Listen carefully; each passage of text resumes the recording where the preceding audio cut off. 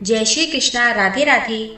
शास्त्रों में बताया गया है कि सत्यनारायण व्रत कथा का पाठ करने से व्यक्ति को 1000 यज्ञ करने के बराबर पुण्य फल की प्राप्ति होती है।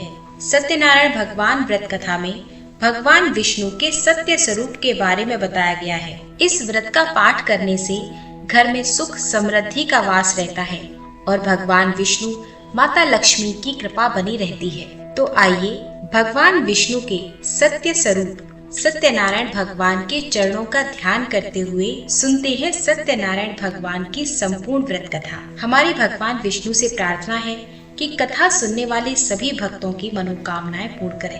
प्रेम से बोलिए प्रथम पूज्य श्री गणेश भगवान की जय, भोले शंकर माता पार्वती की जय, सत्यनारायण भगवान की जय। एक समय की बात है, नैमिषारण्य तीर्थ में शौनक आदि 88,000 ऋषियों ने श्री सूत जी से पूछा, हे प्रभु, इस कलयुग में वेद विद्या रहित मनुष्यों को प्रभु भक्ति किस प्रकार मिल सकती है तथा उनका उद्धार कैसे होगा। हे मुनि श्रेष्ठ, कोई ऐसा तप बताइए जिससे थोड़े समय में ही पुण्य मिले और मनोवांछित फल भी मिल जाए। इस प्रकार की कथा सुनने की हम इच्छा रखते हैं। सर्व शास्त्रों के ज्ञाता श्री सूत जी बोले, हे वैष्णवों में पूज्य, आप सबने प्राणियों के हित की बात पूछी है, इसलिए मैं एक श्रेष्ठ व्रत को आप लोगों को बताऊंगा जिसे नारद जी ने लक्ष्मी नारायण से पूछा था और लक्ष्मीपति ने मुनि श्रेष्ठ नारद जी से कहा था। आप सब इसे ध्यान से सुनिए। एक समय योगी राज नारद जी दूसरों की हित की इच्छा के लिए अनेक लोकों में घूमते हुए मृत्यु लोक में आ पहुँचे, जहाँ उन्होंने अनेक योनियों में जन्मे प्राय सभी मनुष्यों को अपने कर्मों द्वारा अनेकों दुखों से पीड़ित देखा। उनका दुख देख नारद जी सोचने लगे कि कैसा यत्न किया जाए जिसके करने से निश्चित रूप से मानव के दुखों का अंत हो जाए। इसी विचार पर मनन करते हुए वह विष्णु लोक में गए। वहाँ वह देवों के ईश नारायण की स्तुति करने लगे, जिनके हाथों में शंख चक्र गदा और पद्म थे, गले में वरमाला पहने हुए थे। स्तुति करते हुए नारद जी बोले, हे भगवान, आप अत्यंत शक्ति से संपन्न हैं, मन तथा वाणी भी आपको नहीं पा सकती। आपका आदि मध्य तथा अंत नहीं है। निर्गुण स्वरूप सृष्टि के कारण भक्तों के दुखों को दूर करने वाले हैं। आपको मेरा नमस्कार है। नारद जी की स्तुति सुनकर विष्णु भगवान बोले, हे मुनि श्रेष्ठ, आपके मन में क्या बात है? आप किस काम के लिए पधारे हैं, उसे निसंकोच कहो। इस पर नारद मुनि बोले कि मृत्यु लोक में अनेक योनियों में जन्मे मनुष्य अपने कर्मों के द्वारा अनेकों दुखों से दुखी हो रहे हैं। हे नाथ, आप मुझ पर दया रखते हैं तो बतलाइए कि वो मनुष्य थोड़े प्रयास से ही अपने दुखों से कैसे छुटकारा पा सकते हैं। श्री हरि बोले, हे नारद, मनुष्यों की भलाई के लिए तुमने बहुत ही अच्छी बात पूछी है। जिसके करने से मनुष्य मोह से छूट जाता है, वह बाद में कहता हूँ, उसे ध्यान से सुनो। स्वर्ग लोक व मृत्यु लोक दोनों में दुर्लभ उत्तम व्रत है जो पुण्य देने वाला है। आज प्रेमवश होकर मैं तुमसे कहता हूँ, श्री सत्यनारायण भगवान का यह व्रत अच्छी तरह विधि पूर्वक करके मनुष्य तुरंत ही यहाँ सुख भोग कर मरने पर मोक्ष पाता है। श्री हरि के वचन सुनकर नारद जी बोले कि उस व्रत का फल क्या है और उसका विधान क्या है। यह व्रत किसने किया, इस व्रत को किस दिन करना चाहिए, सभी कुछ विस्तार से बताइए। नारद की बात सुनकर श्री हरि बोले, दुख शोक को दूर करने वाला, यह सभी स्थानों पर विजय दिलाने वाला है। मानव को भक्ति और श्रद्धा के साथ शाम को श्री सत्यनारायण की पूजा धर्म परायण होकर ब्राह्मणों व बंधुओं के साथ करनी चाहिए। भक्ति भाव से ही निवेद केले का फल, घी, दूध और गेहूं का आटा सवाया ले। गेहूं के स्थान पर साठी का आटा, शक्कर तथा गुड़ लेकर वह सभी भक्षण योग्य पदार्थों को मिलाकर भगवान का भोग लगाए। ब्राह्मणों सहित बंधु बांधुओं को भी भोजन कराए। उसके बाद स्वयं भोजन करे। भजन कीर्तन के साथ भगवान की भक्ति में लीन हो जाए। इस तरह से सत्यनारायण भगवान का यह व्रत करने पर मनुष्य की सारी इच्छाएं निश्चित रूप से पूरी होती है। इस कली काल अर्थात कलयुग में मृत्यु लोक में मोक्ष का यही एक सरल उपाय बताया गया है। श्री सत्यनारायण व्रत कथा का पहला अध्याय संपूर्ण। बोलिए श्री सत्यनारायण भगवान की जय, विष्णु भगवान की जय। सूत जी बोले, हे ऋषियों, जिसने पहले समय में इस व्रत को किया था उसका इतिहास कहता हूँ, ध्यान से सुनो। सुंदर काशीपुरी नगरी में एक अत्यंत निर्धन ब्राह्मण रहता था। भूख प्यास से परेशान वह धरती पर घूमता रहता था। ब्राह्मणों से प्रेम करने वाले भगवान ने एक दिन ब्राह्मण का वेश धारण कर उसके पास जाकर पूछा, हे विप्र, नित्य दुखी होकर तुम पृथ्वी पर क्यों घूमते हो? दीन ब्राह्मण बोला, मैं निर्धन ब्राह्मण हूँ, भिक्षा के लिए धरती पर घूमता हूँ। हे भगवान, यदि आप इसका कोई उपाय जानते हो तो बतलाइए। वृद्ध ब्राह्मण कहता है कि सत्यनारायण भगवान मनोवांछित फल देने वाले हैं, इसलिए तुम उनका पूजन करो। इसे करने से मनुष्य सभी दुखों से मुक्त हो जाता है। वृद्ध ब्राह्मण बनकर आए सत्यनारायण भगवान उस निर्धन ब्राह्मण को व्रत का सारा विधान बतलाकर अंतर ध्यान हो गए। ब्राह्मण मन ही मन सोचने लगा कि जिस व्रत को वृद्ध ब्राह्मण करने के लिए कह गया है मैं उसे जरूर करूंगा। यह निश्चय करने के बाद उसे रात में नींद नहीं आई।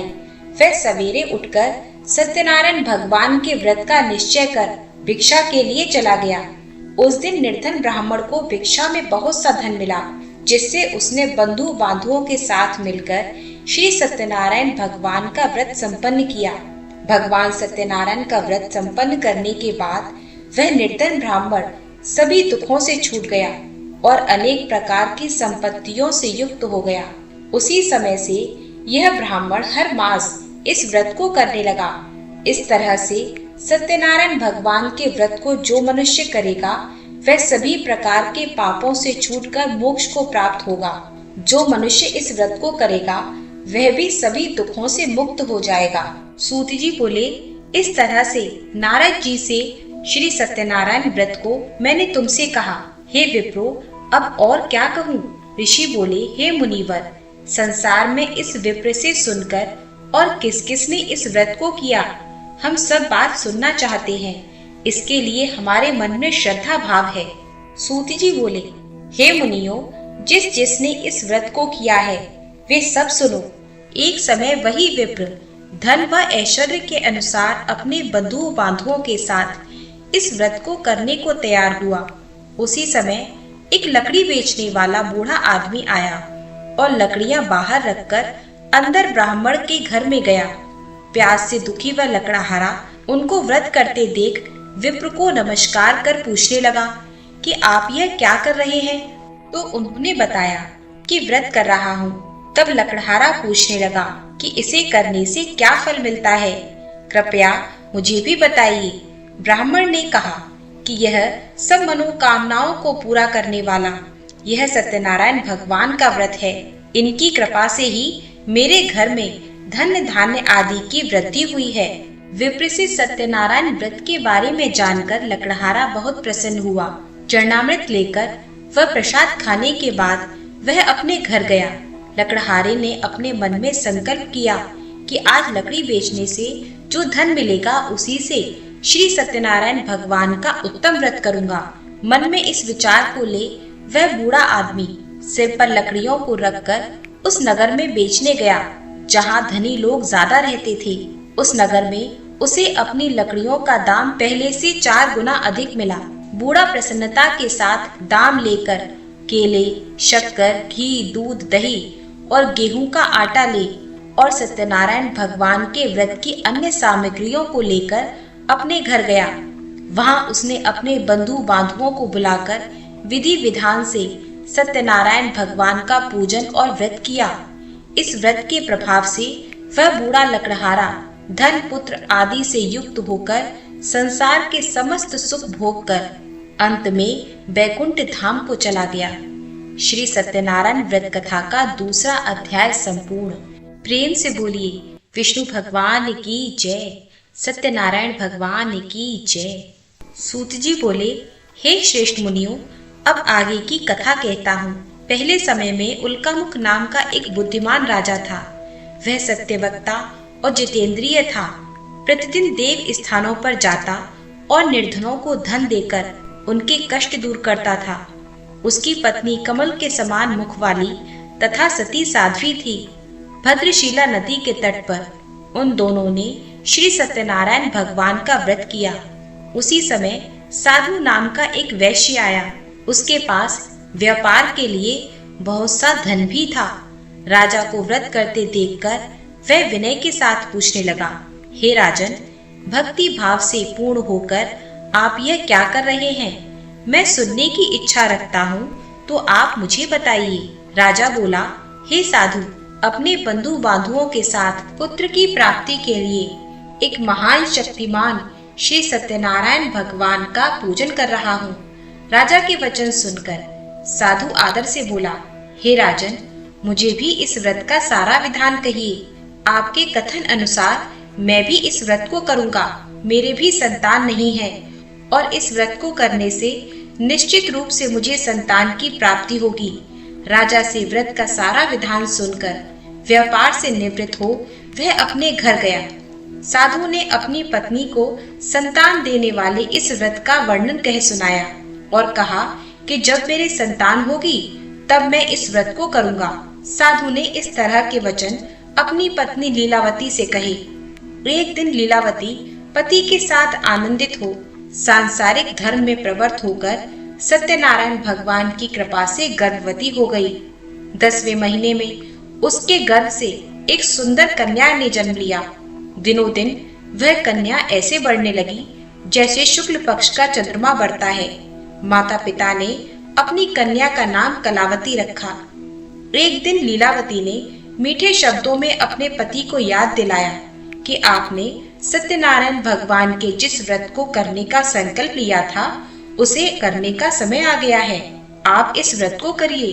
साधु बोला, हे प्रिय, इस व्रत को मैं उसके विवाह पर करूंगा। इस प्रकार अपनी पत्नी को आश्वासन देकर वह नगर को चला गया। कलावती पिता के घर में रहकर वृद्धि को प्राप्त हो गई। साधु ने एक बार नगर में अपनी कन्या को सखियों के साथ देखा तो तुरंत ही दूत को बुलाया और कहा कि मेरी कन्या के योग्य वर देख कर लाओ। साधु की बात सुनकर दूत कंचन नगर में पहुंचा और वहां देखभाल कर लड़की के लिए सुयोग्य बड़े पुत्र को ले आया। सुयोग्य लड़के को देखकर साधु ने बंधु बांधुओं को बुलाकर अपनी पुत्री का विवाह कर दिया। लेकिन दुर्भाग्य की बात ये कि साधु ने अभी भी श्री सत्यनारायण भगवान का व्रत नहीं किया। इस पर श्री भगवान क्रोधित हो गए और श्राप दिया कि साधु को अत्यंत दुख मिले। अपने कार्य में कुशल साधु बनिया जमाई को लेकर समुद्र के पास स्थित रत्नपुर नगर में गया। वहां जाकर दामाद ससुर दोनों मिलकर चंद्रकेतु राजा के नगर में व्यापार करने लगे। एक दिन भगवान सत्यनारायण की माया से एक चोर राजा का धन चुराकर भागा जा रहा था। उसने राजा के सिपाहियों को अपना पीछा करते देखा तो चुराया हुआ धन वहां रख दिया जहां साधु अपने जमाई के साथ ठहरा हुआ था। राजा के सिपाहियों ने साधु वैश्य के पास राजा का धन पड़ा देखा तो वह ससुर जमाई दोनों को बांधकर प्रसन्नता के साथ राजा के पास ले गए और कहा कि उन दोनों चोरों को हम पकड़ लाए हैं, आप आगे की कार्यवाही की आज्ञा दें। राजा की आज्ञा से उन दोनों को कठिन कारावास में डाल दिया गया और उनका सारा धन भी छीन लिया गया। श्री सत्यनारायण भगवान के श्राप से साधु की पत्नी भी बहुत दुखी हुई। घर में जो धन रखा था उसे चोर चुरा ले गए। शारीरिक तथा मानसिक पीड़ा व भूख प्यास से अति दुखी हो अन्न की चिंता में कलावती एक ब्राह्मण के घर गई। वहां उसने श्री सत्यनारायण भगवान का व्रत होते देखा, फिर कथा भी सुनी। वह प्रसाद ग्रहण कर वह रात को घर वापस आई। माता ने कलावती से पूछा, हे पुत्री, अब तक तुम कहाँ थी? तेरे मन में क्या है? कलावती ने अपनी माता से कहा, हे माता, मैंने एक ब्राह्मण के घर में श्री सत्यनारायण भगवान का व्रत देखा है। कन्या के वचन सुनकर लीलावती भगवान के पूजन की तैयारी करने लगी। लीलावती ने परिवार व बंधुओं सहित श्री सत्यनारायण भगवान का पूजन किया और उनसे वर मांगा कि मेरे पति तथा दामाद शीघ्र घर आ जाए। साथ ही यह प्रार्थना भी की कि हम सबका अपराध क्षमा करे। श्री सत्यनारायण भगवान इस व्रत से संतुष्ट हो गए और राजा चंद्रकेतु को सपने में दर्शन देकर कहा, हे राजन, तुम उन दोनों वैश्यों को छोड़ दो और तुमने उनका जो धन लिया है उसे वापस कर दो। अगर ऐसा नहीं किया तो मैं तुम्हारा धन, राज्य व संतान सभी को नष्ट कर दूंगा। भगवान राजा को ये सब बात कहकर अंतर ध्यान हो गए। प्रातःकाल राजा ने अपना सपना सुनाया, फिर बोला कि बड़े पुत्रों को कैद से मुक्त कर सभा में लाओ। दोनों ने आते ही राजा को प्रणाम किया। राजा मीठी वाणी में बोला, हे महानुभावों, भाग्यवश ऐसा कठिन दुख तुम्हें प्राप्त हुआ है, लेकिन अब तुम्हें कोई भय नहीं। ऐसा कहकर राजा ने उन दोनों को नए वस्त्र आभूषण भी पहनाए और जितना धन उनका लिया था उससे दुगना धन वापस कर दिया। दोनों वैश्य अपने घर को चल दिए। श्री सत्यनारायण व्रत कथा का 3रा अध्याय संपूर्ण। प्रेम से बोलिए श्री सत्यनारायण भगवान की जय, विष्णु भगवान की जय। सूत जी बोले, वैश्य ने मंगलाचार कर अपनी यात्रा आरंभ की और अपने नगर की ओर चल दिया। उसके थोड़ी दूर जाने पर दंडी वेशधारी श्री सत्यनारायण ने उससे पूछा, हे साधु, तेरी नाव में क्या है? अभिमानी बड़े हंसता हुआ बोला, हे दंडी, आप क्यों पूछते हो? क्या धन लेने की इच्छा है? मेरी नाव में तो बेल और पत्ते भरे हुए हैं। वैश्य के कठोर वचन सुनकर भगवान बोले, तुम्हारा वचन सत्य हो। दंडी ऐसे वचन कहकर वहां से दूर चले गए। कुछ दूर जाकर समुद्र के किनारे बैठ गए। दंडी के जाने के बाद साधु ने नृत्य क्रिया के पश्चात नाव को ऊंची उठा देखकर अचंभा माना और नाव में बेल पत्ते आदि देखकर वह मूर्छित हो जमीन पर गिर पड़ा। मूर्छा खुलने पर वह अत्यंत शोक में डूब गया। तब उसका दामाद बोला कि आप शोक न मनाएं, यह दंडी का श्राप है, इसलिए हमें उनकी शरण में जाना चाहिए, तभी हमारी मनोकामना पूरी होगी। दामाद की बात सुनकर वह दंडी के पास पहुंचा और अत्यंत भक्ति भाव से नमस्कार करके बोला, मैंने आपसे जो असत्य वचन कहे थे उनके लिए मुझे क्षमा दें। ऐसा कहकर महान शोकातुर को रोने लगा। तब दंडी भगवान बोले, हे बड़े पुत्र, मेरी आज्ञा से बार बार तुम्हें दुख प्राप्त हुआ है। तू मेरी पूजा से विमुख हुआ। साधु बोला, हे भगवान, आपकी माया से ब्रह्म आदि देवता भी आपके रूप को नहीं जान सकते, तो मैं अज्ञानी कैसे जान सकता हूँ? आप प्रसन्न होइए। अब मैं सामर्थ्य के अनुसार आपकी पूजा करूँगा। मेरी रक्षा करो और पहले के समान नौका में धन भर दो। साधु वैश्य के भक्ति पूर्वक वचन सुनकर भगवान प्रसन्न हो गए और उसकी इच्छा अनुसार वरदान देकर अंतर ध्यान हो गए। ससुर जमाई जब नाव के पास आए तो नाव धन से भरी हुई थी। फिर वहीं अपने अन्य साथियों के साथ सत्यनारायण भगवान का पूजन कर अपने नगर को चल दिए। जब नगर के नजदीक पहुंचे तो दूत को घर पर खबर करने के लिए भेज दिया। दूत साधु की पत्नी को प्रणाम कर कहता है कि मालिक अपने दामाद सहित नगर के निकट आ गए हैं। दूत की बात सुनकर साधु की पत्नी लीलावती ने बड़े हर्ष के साथ सत्यनारायण भगवान का पूजन कर अपनी पुत्री कलावती से कहा कि मैं अपने पति के दर्शन को जाती हूँ, तू कार्य पूर्ण कर शीघ्र आ जाना। माता के ऐसे वचन सुनकर कलावती जल्दी में प्रसाद छोड़कर अपने पति के पास पहुंच गई। प्रसाद की अवज्ञा के कारण श्री सत्यनारायण भगवान रुष्ट हो गए और नाव सहित उसके पति को पानी में डुबो दिया। कलावती अपने पति को वहां ना पाकर रोती हुई जमीन पर गिर गई। नौका को डूबा हुआ देख वह कन्या को रोता हुआ देख साधु दुखी होकर बोला कि हे प्रभु, मुझसे तथा मेरे परिवार से जो भूल हुई है उसे आप क्षमा करें। साधु के दीन वचन सुनकर श्री सत्यनारायण भगवान प्रसन्न हो गए और आकाशवाणी हुई, हे साधु, तेरी कन्या मेरे प्रसाद को छोड़कर आई है, इसलिए उसका पति अदृश्य हो गया है। यदि वह घर जाकर प्रसाद खाकर लौटती है तो इसे इसका पति अवश्य मिलेगा। ऐसी आकाशवाणी सुनकर कलावती घर पहुंचकर प्रसाद खाती है और फिर आकर अपने पति के दर्शन करती है। उसके बाद साधु अपने बंधु बांधवों सहित श्री सत्यनारायण भगवान का विधि विधान से पूजन करता है। इस लोक का सुख भोग कर अंत में स्वर्ग लोक जाता है। श्री सत्यनारायण व्रत कथा का चौथा अध्याय संपूर्ण।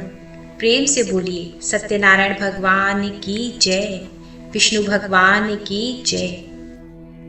सूत जी आगे कहते हैं, हे ऋषियों, मैं और भी एक कथा सुनाता हूँ, उसे भी ध्यान पूर्वक सुनो। प्रजा पालन में लीन तुंगध्वज नाम का एक राजा था। उसने भी भगवान का प्रसाद त्याग कर बहुत दुख सहन किया।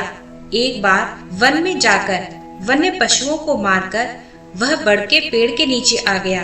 वहां उसने ग्वालों को भक्ति भाव से अपने बंधुओं सहित सत्यनारायण भगवान का पूजन करते देखा। अभिमानवश राजा उन्हें देखकर भी पूजा स्थान पर नहीं गया और ना ही उसने भगवान को नमस्कार किया। और जब ग्वालों ने राजा को प्रसाद दिया तो राजा ने वह प्रसाद नहीं खाया और प्रसाद को वहीं छोड़कर वह अपने नगर को चला गया। जब वह अपने नगर पहुंचा तो उसने वहां सब कुछ तहस नहस हुआ पाया तो वह शीघ्र ही समझ गया कि यह सब भगवान ने ही किया है। वह दोबारा ग्वालों के पास पहुंचा और विधि पूर्वक पूजा करके प्रसाद खाया तो श्री सत्यनारायण भगवान की कृपा से सब कुछ पहले जैसा हो गया। फिर दीर्घ काल तक सुख भोग कर मरने पर मोक्ष को प्राप्त हुआ। जो मनुष्य परम दुर्लभ इस व्रत को करेगा तो भगवान सत्यनारायण की अनुकंपा से उसे धन्य धान्य की प्राप्ति होगी। निर्धन धनी हो जाता है और भय मुक्त जीवन जीता है। संतानहीन मनुष्य को संतान सुख मिलता है और सारे मनोरथ पूर्ण होने पर मानव अंत काल में वैकुंठ धाम को जाता है। सूत जी बोले, जिन्होंने पहले इस व्रत को किया है अब उनके दूसरे जन्म की कथा कहता हूँ। वृद्ध सतानंद ब्राह्मण ने सुदामा का जन्म लेकर मोक्ष की प्राप्ति की। लकड़हारे ने अगले जन्म में निषाद बनकर मोक्ष को प्राप्त किया। उल्कामुख नाम का राजा दशरथ होकर बैकुंठ को गए। साधु नाम के वैश्य ने मोरध्वज बनकर अपने पुत्र को आरे से चीरकर मोक्ष को पाया। महाराज तुंगध्वज ने स्वयंभू होकर भगवान में भक्ति युक्त कर्म कर मोक्ष को पाया। श्री सत्यनारायण व्रत कथा का 5वां अध्याय संपूर्ण। प्रेम से बोलिए सत्यनारायण भगवान की जय, विष्णु भगवान की जय।